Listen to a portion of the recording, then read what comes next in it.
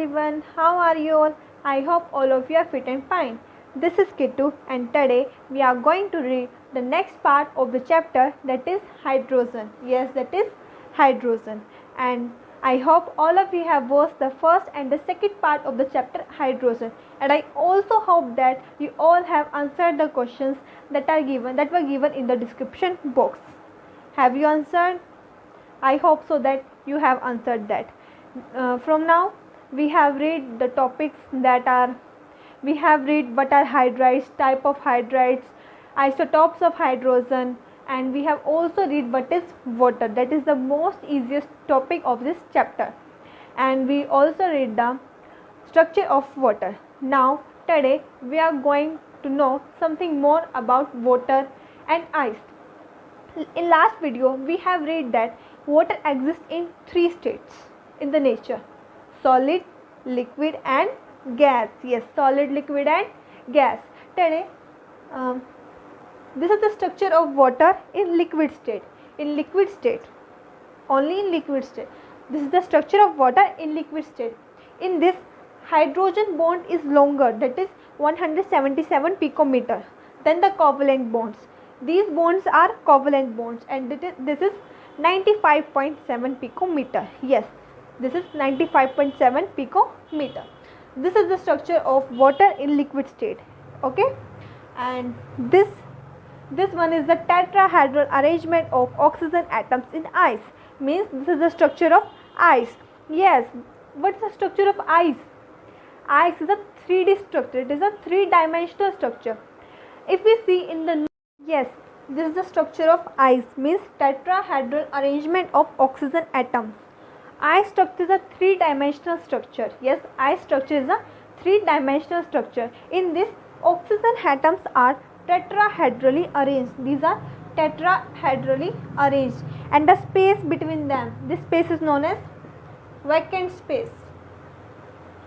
Yes, this is known as vacant space. And when we freeze water, it forms the crystalline form of ice. And when we check that, there are mainly 9 crystalline forms of ice. Yes, 9 crystalline forms of ice are known today. And at normal atmospheric pressure, ice exists as a hexagonal structure. Ice exists at a hexagonal structure, but at low temperature, it forms in the shape of cube. At low temperature, it forms in the shape of cube, but at the normal atmospheric pressure, it exists as a hexagonal structure. Okay, so 9 crystalline forms of ice are known, and the density of liquid water at 273 Kelvin.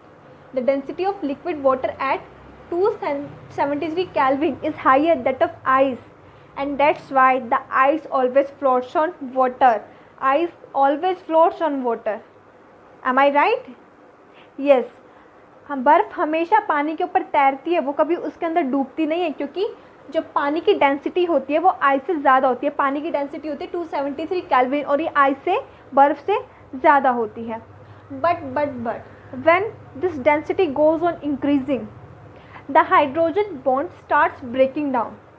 Okay, and when it reaches to 277 Kelvin, this is the helpful for aquatic animals. Aquatic animals means animals which live in the water. Okay, when it reaches to 277 Kelvin, it is most helpful to the aquatic animals, because in the very cold weather there is ice on the water, but due to this temperature 277 Kelvin, aquatic animals can live. Aquatic animal जिंदा रहते हैं इतने temperature में भी, क्योंकि पानी के ऊपर तो बर्फ़ होती है, बट लेकिन उसके नीचे पानी ही होता है 277 केल्विन पर. तो ये एक्वाटिक एनिमल्स के लिए बहुत ज़्यादा हेल्पफुल होती है. तो ये है हमारा टॉपिक वाटर टू आइस का. Now we are going to read the physical properties of water. Yes, physical properties of water. The first property of water is that it is a colorless and tasteless liquid. It has no color and it has no taste. Okay. The second main property of water is that it has high freezing point, high boiling point, high heat of vaporization and high heat of fusion. Why is this? This is due to the intermolecular bonding of hydrogen in water. Yes, this is due to the intermolecular bonding of hydrogen in water. As you see in the group 16, oxygen is also a member of group 16. It has the high intermolecular bonding as other hydrides such as sulfur hydride. Its intermolecular bonding is lower than oxygen. So this water has high freezing point, high boiling point, high heat of fusion and high heat of vaporization.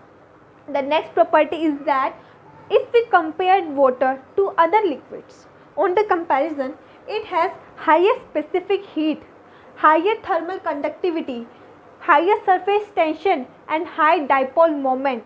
Yes, this is high specific heat, high thermal conductivity, high surface tension and high.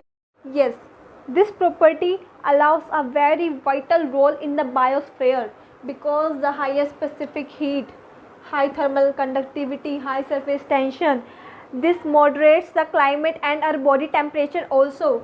So this is the most main property, and because there is a vital role of this property in a biosphere in which we are living. Yes, the next property of water is that it is an excellent solvent for the transportation of ions and molecules required for plant and animal metabolism. Yes, plants और animal के metabolism के लिए ये ions की transportation का काम भी करता है. So this is also the important property of water. Yes, last but the most important property, this is most important, and this is that due to the hydrogen bonding with polar molecules, even covalent compound like alcohol dissolve in water. Alcohol dissolve in water. Why? Due to the hydrogen bonding with the polar molecules. And why? Because of the high dielectric constant, that is 78.39. Due to this high dielectric constant, alcohol can also dissolve in water. Okay, so these are some of the physical properties of water. I hope all of you understand this. So let's move on the next topic. Now next topic is chemical properties of water. Yes, chemical properties of water. The first property of water is neutral. Water is neutral. It is neither acidic nor basic. Water is neutral. The second property is it has very small dissociation and it is also very stable, and due to stable it doesn't dissociate even at high temperature. Okay. Third is it is amphoteric. Amphoteric means, yes, it acts as acid as well as base. It acts as acid as well as base. Okay. So just see this example. In this, water is acting as base but it gives H ions, and in this water is acting as acid. So water exists both as acid and base, so it is amphoteric in nature. Next is redox reaction. Water also do the redox reaction, means in one reaction there is both oxidation and reduction. Just take an example. Na plus 2H2O, it gives 2 NaOH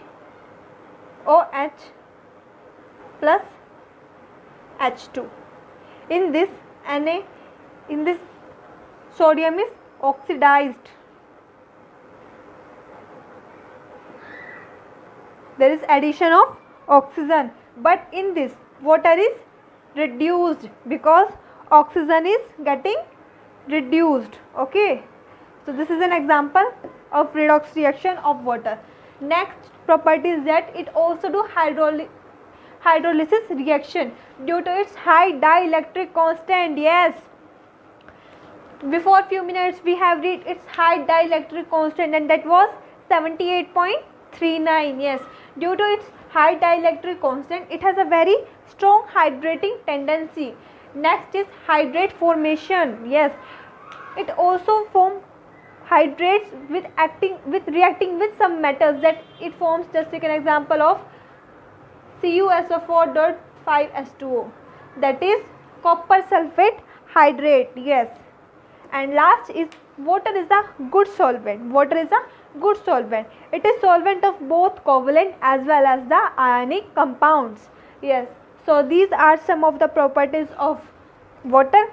So here our water topic is finishing, means it get finished.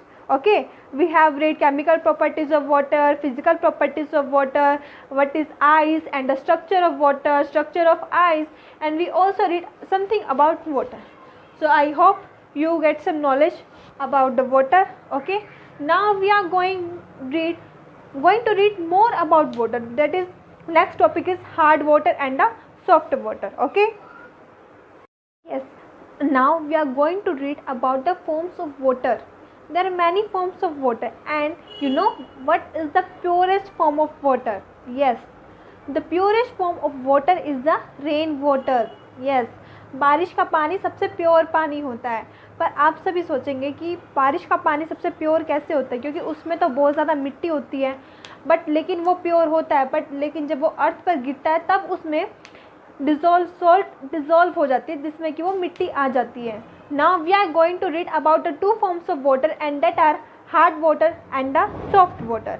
And you know what are hard water and soft water? Yes, soft water is the water that produces lather easily. Yes, soft water produces lather, and hard water is the water which do not produce lather. Hard water do not produce lather. Lather means झाग. Lather means झाग. जो पानी झाग बना देता है उसको हम बोलते हैं सॉफ्ट वाटर, और जो पानी झाग नहीं बनाता है उसको हम बोलते हैं हार्ड वाटर. आपने कभी सुना होगा कि किसी में पानी का चेंज, मतलब जब हम अपना, मान लो हम अपना एनवायरनमेंट चेंज कर रहे हैं, हम माइग्रेट कर रहे हैं, हम यहाँ से कहीं और जा रहे हैं, और वहाँ जाने के बाद हमें वहाँ का पानी सूट नहीं कर रहा है, हमारे बाल वाइट हो रहे हैं, या फिर हमारी स्किन पर कुछ इफ़ेक्ट पड़ रहा है, या फिर हमें वो पानी टेस्ट में कड़वा लग रहा है, तो वो होता है हार्ड वाटर और सॉफ्ट वाटर का डिफरेंस. हार्ड वाटर जिसे हम खारा पानी बोलते हैं एक तरह से. Hard water examples are such as the sea water, and the soft water example is distilled water or RO water that we drink. Okay, so this is hard water and soft water. So do you know what makes the water hard?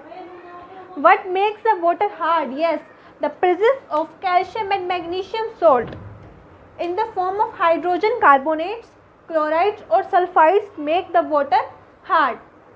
Okay, so one more question arises in your mind, and that is why hard water doesn't form lather. Hard पानी झाग क्यों नहीं बनाता है? So let's see why. Soap contains sodium stearate. Soap के अंदर होता है sodium stearate. Just see this reaction. This is soap. 2C17 hydrogen 35 CONA and plus, and this is hard water. Here you can take any example, you can take here calcium chloride. Okay, so this is the hard water, and when this reaction occurs, this make a stearate and the hard water, this is precipitate, and that is not soluble. Okay, so that's why the hard water doesn't form lather. Hard water is not so useful. Soft water is useful for cleaning the clothes, cleaning the utensils, for bathing, and even for drinking. Hard water taste is also not so good, and its water is so different. Okay, so this is about the hard water and soft water. Okay, so I think this is enough for today, and tomorrow we will read about the types of hard water and how we can clean the hard water, how we can remove the hardness of the water. There are so many types, okay, to remove the hardness of water. So we will read this tomorrow. So this is enough for tomorrow. I hope so you all understand the topics of today. Today we have firstly we read about the structure of ice, structure of water at the liquid state, and then we read about the water temperature at 273 Kelvin and at 277 Kelvin. Then we read about the dielectric constant, then we read about physical properties of water, then we read chemical properties of water. After that we read the hard water and the soft water, and the purest form of water, that is rainwater. So I hope all of you understand these topics clearly and your all doubts got clear. So if you like the video, so please like, share and subscribe. Thank you. Have an amazing day. Bye bye.